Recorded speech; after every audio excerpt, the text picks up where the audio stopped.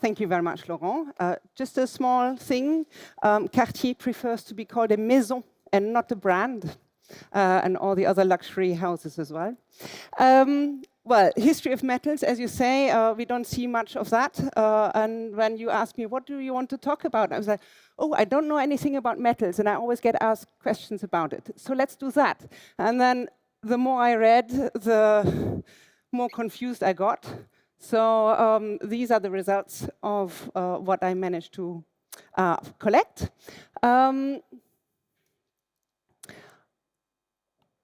For me, human history is based on jewels and jewelry. Everything that is pretty, that makes us pretty, we love it. That's driving us for new technology, etc., etc. So the little cartoon, quite funny, but for me, this is a serious thing. Some native metals, because there are many alloys, so mix of metals that I'm not talking about, because otherwise, 25 minutes, I'm like, oh God, it's not enough. It's not enough time. So I'm only talking about native metals. That means they are found as it is, without having to break them down. Can you guess? Do you want to have a guess what these are from left to right? So top left. Copper, excellent. Next one. Excellent, it's gold. Next one. Silver, yes, please. And that one? Oh, yes, meteoric iron. Tip top, fantastic. So you can find, from meteors that come down on Earth, you can find little nuggets. And then when you slice it, you have these little structures that are really very characteristic for meteorite iron. So these are so-called the old metals. Bottom left, platinum, thank you. This one, middle.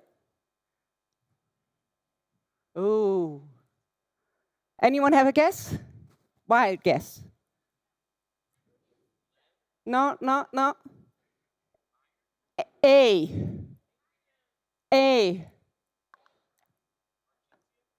No, aluminium? Oh, yeah. And this one? Last one? T. Yes, titanium. Thank you so much for going for it. Oh, God, a little bit of technique. Well, in order to actually work metal, temperature, of course, is important. So melting point is a reference, but actually it's not. You can work metal without actually melting it. So I put you the annealing temperature. That means you hammer it, you work a little bit, then you fire it. That means the structures inside of the metals, all those particles, they realign so that it doesn't break. If it gets a little hotter, then you take it out of the fire, you hammer more, and you can keep going, etc., etc. So the annealing temperature of a metal is basically, you can find it at 2/3 of the melting point. So the metals that we are talking about, there you just have a reference, the melting point. Campfire is up to 600 degrees. And then once in 4,400 or 4,000, charcoal was invented or found, or there you could really feel a difference, because then the fire gets up to 750, 1,000 degrees. And that helps.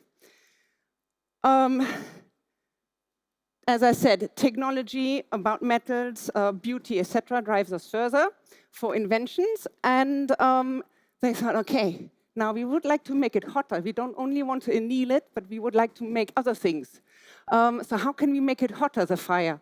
Well, they discovered if you add air to it, and oxygen, the temperature gets hotter. So there we have an Egyptian relief from about 2,450 BC. And with the blowpipes and a little kiln, so a closed little mini oven, let's put it that way. You blow into the reeds, and you need a lot of people doing that. And then you can get the temperature up to 1,100 degrees, more or less. Next development, bellows. So here you see the Egyptians working their bellows.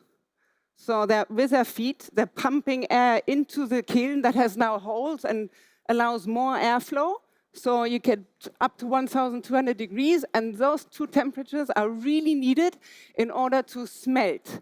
That means when you have a compound of metal with, I don't know, many other elements, if you want to just get that particular metal out, that's called smelting. So this is what you need, and they already had it back then. Now, a few hard facts about metals. If you are into jewelry, or you make jewelry, or you are a customer of jewelry, weight is important, because if you like wearing earrings, you need to know, for them to be comfortable, they should weigh between not more than 15 to 20 grams per earring. So, of course, you try not to take the heaviest, but maybe work in metals that are a little lighter if they're large. And hardness is, of course, also important, because you want your jewelry to last. 24 karat gold and pure silver, they are on the most hardness, 2.5, so that's the hardness of a fingernail, so you can scratch it.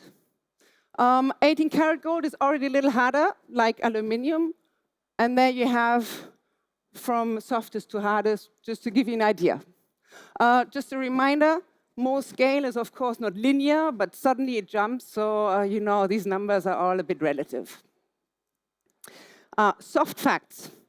Again, if you make jewelry or you want to buy jewelry, these are some soft facts to consider. For example, the environmental impact. Do I use new metal, use or buy, or recycled? And bearing in mind recycled metal, for example, aluminium, even recycling it, is also quite toxic and has toxic byproducts. What about fair trade and sustainability? Things to consider. 25 minutes, we can't do all, so this is just ideas of what to think about. Health impact. The metal that I want to use or I want to buy, is it hypoallergenic? Do I have allergies? Is it maybe toxic? For example, lead is toxic and used to be used for jewelry. Financial impact. So the cost. Which metal would I like to use or buy? You know, which one is more expensive than the others? For example, titanium is super cheap as a metal, but it's actually really takes a lot of skill to work it, so that makes it a little more expensive again. And if I have decided for one, let's say silver or gold, which alloy? Because the lower the gold content, the cheaper, of course, the metal it is. Repairs are to consider. You know, is it something, the piece or the metal, that I might have to repair a lot? Can it be repaired? Because, for example, titanium cannot be resized if you have a titanium wedding ring. If you're into cheesy wedding anniversary celebrations, in the US and in the UK, you have different ones. But, for example, these are anniversaries that you can celebrate with a little metal gift or jewelry in that metal. Now, fun fact. In antiquity, clients had to supply the metal. How did they do it? Anyone? Sorry? You know that from yesterday. Yes, thank you for trying. So, in antiquity, client came to the goldsmith and supplied the metal by giving him the coins, money. And the earliest coins and the earliest silver was electrum. It's an alloy, a natural alloy between gold and silver. So there we have one of the really, really earliest coins in history. And because it's an alloy, electrum, is that, okay, that's a bit confusing. So in 570 BC, they started to say, no, we're going to do single metal coins. So they became bullion. That means it's pretty much pure silver and pure gold, as you see there. Almost pure gold, 95% gold, and pure silver in the Attic coin there, which throughout antiquity, this coin was a quality guarantee, because it always had the precise weight, always the same weight, and the same quality amount of silver in it. So there we go. Coins are almost the first hallmarking of sorts, if you want to see it that way. Hallmarking afterwards then came from England. Okay, they were the first, let's put it that way. France was close behind, starting in 1238, and then for the silver standard, because in England the silver coins were of exceptional high quality. That's why it's called sterling silver still today. And in France, they were a little bit more focused on the gold, and that's why still today we call it the touche de Paris, because in 1313, the standard was 19 karat, 19 karat gold, or 80%. Now, let's dive into the metals. I always give you a little quick historic overview, and then we just look at jewelry. So copper was the first metal used in human history. It started out in Turkey, where the earliest native metal was found. Remember, native is like you find it, you can use it. It is copper, almost pure. So that's a very early copper bead. But then they realized, okay, if the patina turns green, then we can just as well use malachite. And for tools, copper being so soft, they were not more useful than stone tools or obsidian tools. So in a way, they discovered it, but then not really important. In 5000 BC, they realized how to smelter copper, and that started to be a bit more interesting. In North America, it's called the Old Copper Complex. From around 4000 BC, there's the Superior Lakes region. There's a huge, absolutely huge native copper deposit, big enough for really a proper industry to happen. And they also started to make jewelry and personal ornamentations. There we have a little bead from, 1500 BC onwards. Early copper jewelry not easy to find because they tend to corrode, and bronze was a bit more convenient because more durable, etc. Bronze is an alloy of copper and tin, which we're not going to look at in detail. But then we have sort of like in the 19th century, copper is starting to be used again. On the left, on the top, and on the bottom, we have two alloys. It's very often called just shakudo. It's technique, a metal technique used in Japan for swords, very traditionally. And in the 19th century, these things came over to Europe, and we made little things with it, like, for example, a ring. In shakudo is copper with a little bit of gold, so usually 90% and 10%. And shibuichi is copper and silver, and usually 75%, 25%. Sorry, that's a typo there. Then, just to give you a visual little idea what else was done in copper. In the 1980s, late 70s, experimental again, hop, 78, 80, 81. 81 as well, really a very, at the time, big hit. It was the Wabi Sabi collection of Robert Lee Morris for Calvin Klein. That's what he did.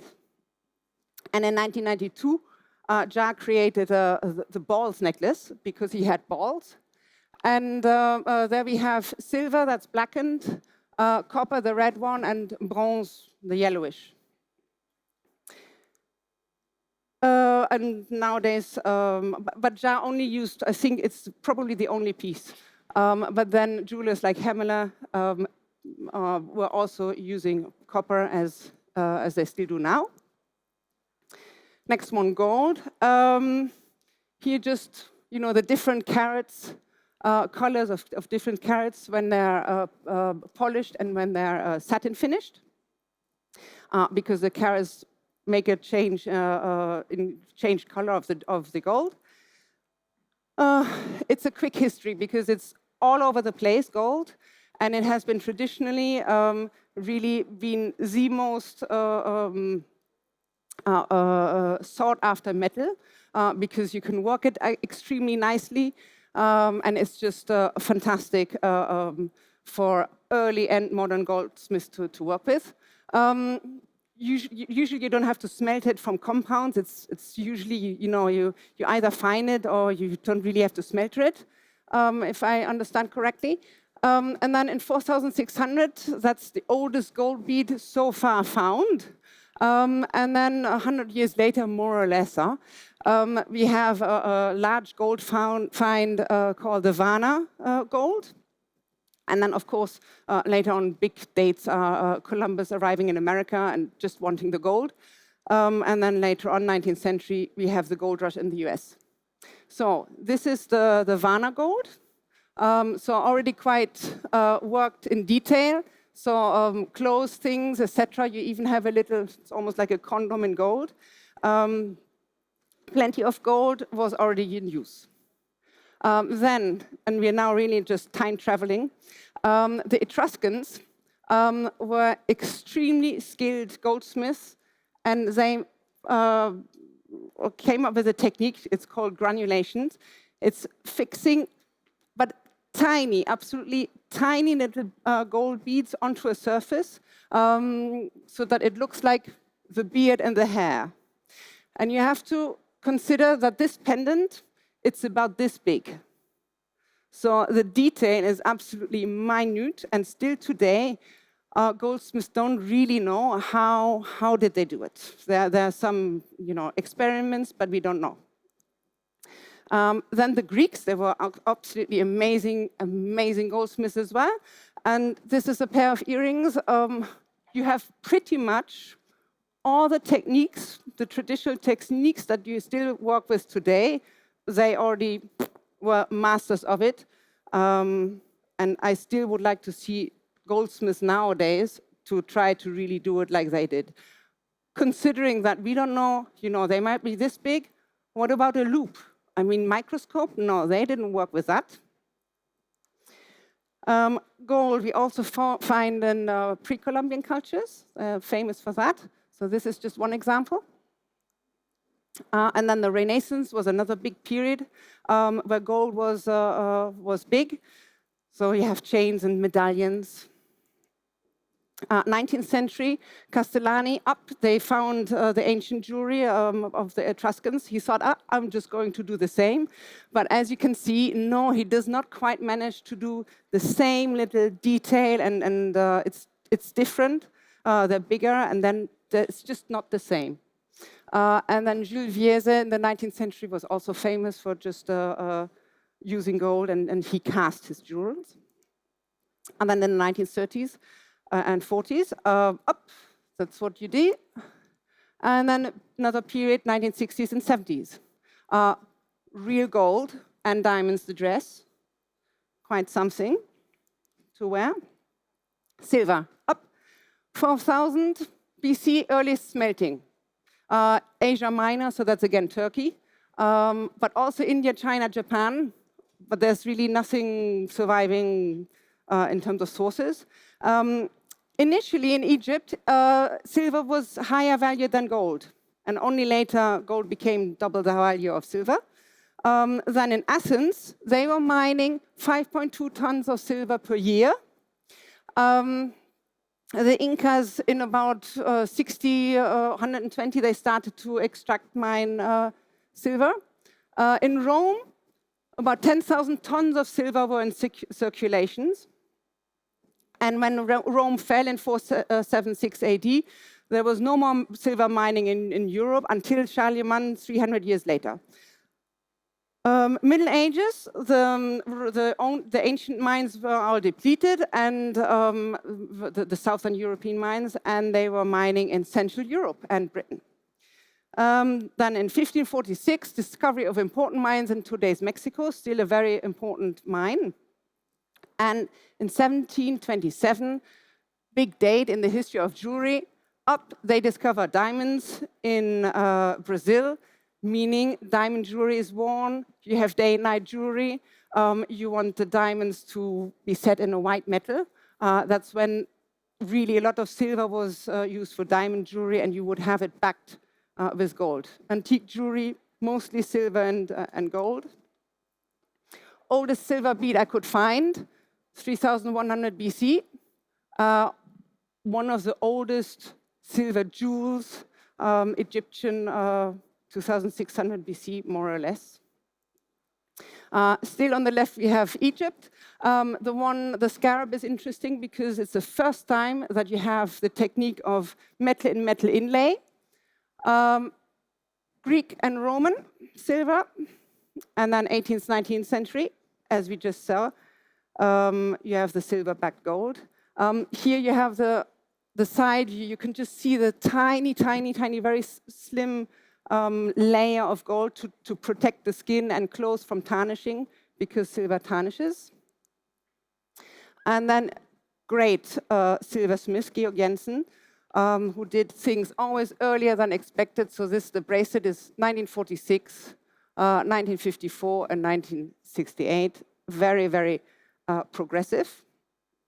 And one of the greatest jewelry designers working at the start principally in silver, democratizing really the jewelry world at the time. Ja, again, revolutioned jewelry because he started to use silver as was used in the 18th, 19th century. So now this is maybe a technique, yeah, pavé, people do it, yes, silver, that's now more accepted, but he really started it, and really right after starting. So probably already the end of the 70s, but definitely early 80s. He also used oxidized silver, and then different ways of how he used silver in the 80s and 90s. Next one, iron, quick. So meteoric iron comes from the sky. The Egyptians say metal from heaven. Fairly soft, maybe cold forged, so you can hammer it, etc. But it's quite brittle. So this is the earliest artifact that we have surviving of that iron. It's the dagger of Tutankhamun, about 1300 BC. Then we have smelted iron ore, so they made iron. And then in Africa, and they also have it in 750, that's just a little history. In 450, in China, they come up with a blast furnace, so cast iron is invented, so to speak. And then in 1709, there's a cheap way of reaching the same temperature, and now iron becomes cheaply available, and you have the Industrial Revolution that's starting. Earliest iron in jewelry, metal of heaven, Egypt. In Sparta and Rome, it was worn by men, so it was a very male, virile metal. And otherwise, it was used for wedding rings. You would use the iron ring at home and the gold ring when you get out. Next period of important period for it, Berlin iron, beginning of the 19th century. This is how you can work it. Cast. 19th century, still in use, because usually people think iron jewelry, yeah, Berlin iron, and that's it. Nowhere else used.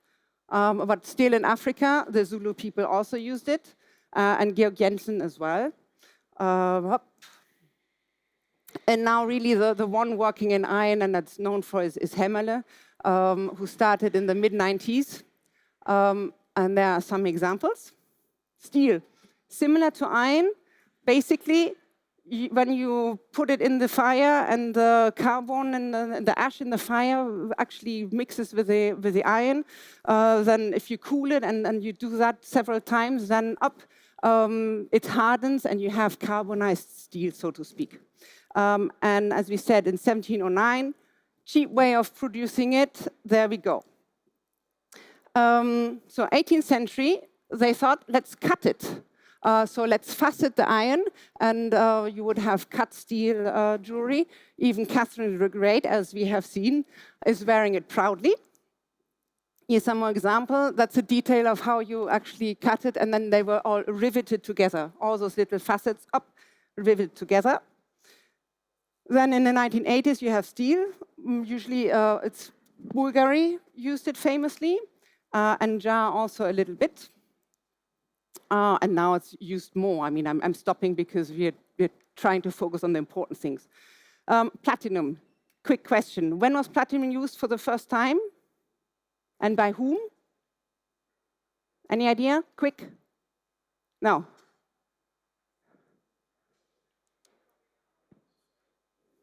Well, usually people think, yeah, 19th century, but no way. The La Tolita in Ecuador, they could already do it around, antiquity. 200 BC to 800 AD, you had platinum plated gold and bicolored jewelry.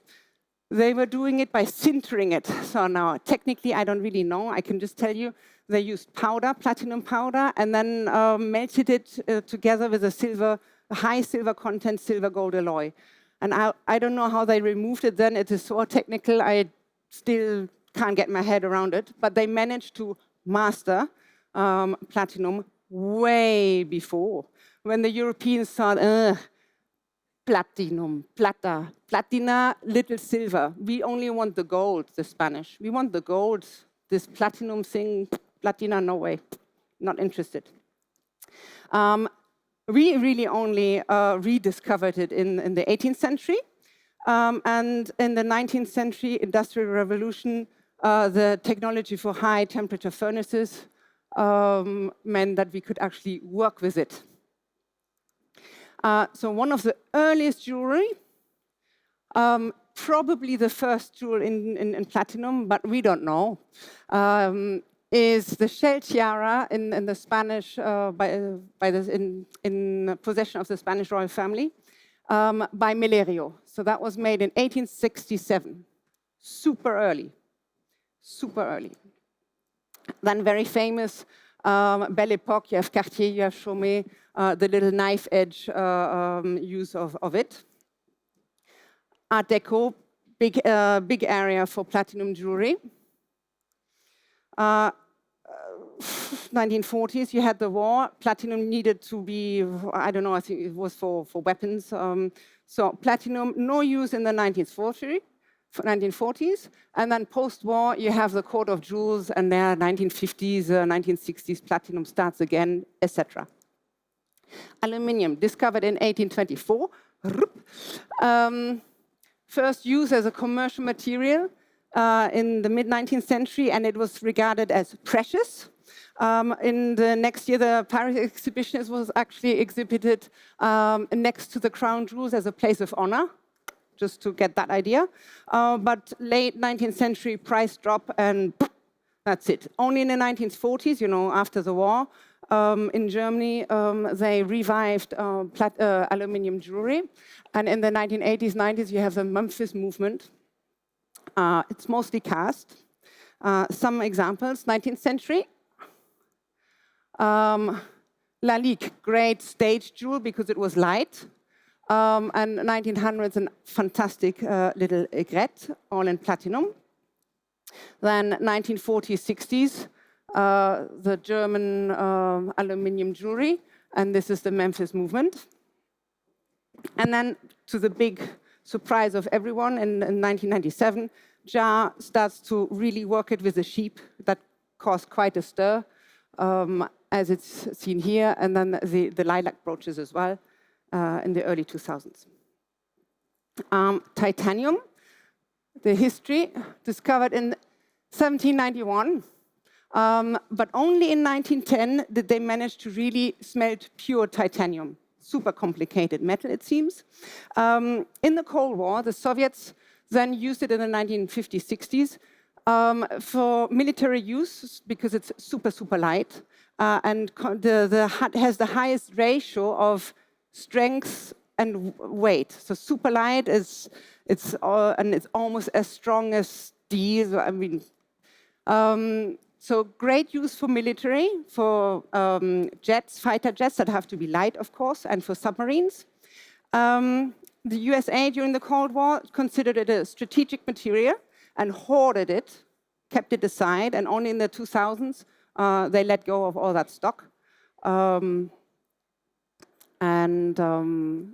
So it became more available for jewelers. And then, as far as I know, at the time, 1987, this one was the first piece of jewelry in titanium, white jar, and then in 2013, he used it again. It's not something that he uses a lot, but revolutionary use of jewelry, and there we go. Well, that was our time travel with the metals. Thank you very much. In time, I mean, thank you. Magic. It's the combo of the German with the Swiss. Yes, it's, yes. Oh God, yes. Perhaps time for one question. Does anybody have a question? Are there any metals that Kathia may have missed that you want to highlight? Plenty. Okay, otherwise I think Kathia's going to be around for a while longer. Do you want to say maybe 2-3 words about the pieces that are in the exhibition next door? Yes, to my I'm very, very sad that I did not talk about bronze, because we have an absolutely fantastic, please look at it, fantastic bronze brooch dated from 900 BC, more or less. What you need to look at is, you look at the side and the catch of the pin, you see it. And then you think, how did they do it? The construction of it, it's one piece of wire. So that's definitely something to look at, absolutely fantastic. We also have a pair of Roman earrings, yeah, with imitation pearls and imitation emerald. There's only one surviving. And then we also have a pair of aluminium jar jewelry, earrings. And what else have we got that's really interesting for metals? Well, the others, if you just go through it, you start at the what? Front left, huh? And then you walk like this. You walk like this. And that's literally your time travel throughout the history of jewelry, with plenty of gaps still, but we're working on it. So enjoy. Thank you. And if you have any questions about the exhibition, I'm sure Kathia will still be and if you want to learn more about the history of jewelry, as Laurent mentioned, I teach at the SSEF the course, and we do jewelry design from prehistory to more or less now. So if you're interested in that, you're most welcome. Thank you very much, Kathia. Thank you.